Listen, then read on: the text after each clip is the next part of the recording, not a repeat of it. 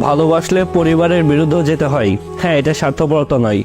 যদি আপনার পরিবার নিজের সন্তানের সুখের থেকে নিজের মান সম্মানকে বেশি মূল্য দেয়, প্রাধান্য দেয়, বেশি গুরুত্ব দেয়, তাহলে দুঃখিত বস, আপনার পরিবারই উল্টে স্বার্থপর।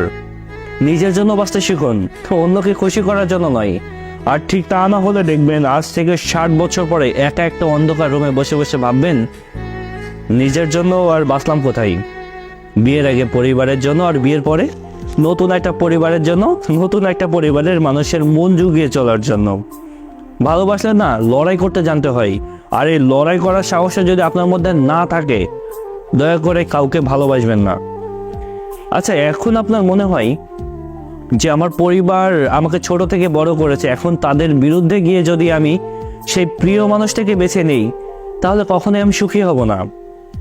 যখন রিলেশনে গিয়েছিলেন তখন আপনার এই কথাগুলো মাথায় ছিল না কেন? এখন রিলেশনে চলে আসার পরে একটা মানুষকে স্বপ্ন দেখানোর পরে আপনি কখনোই তার মনটাকে ভেঙে দেওয়ার অধিকার রাখেন না।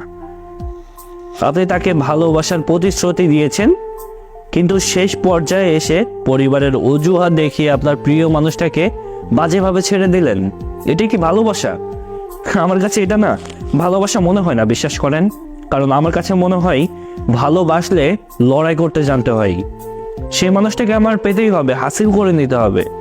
একটা কথা সবসময় মাথায় রাখবেন, আপনি রাজি না থাকলে আপনার পরিবার না জোর করে আপনাকে কখনোই বিয়ে দিতে পারবে না। সো ভালোবাসলে পরিবারের বিরুদ্ধেও যেতে হয়।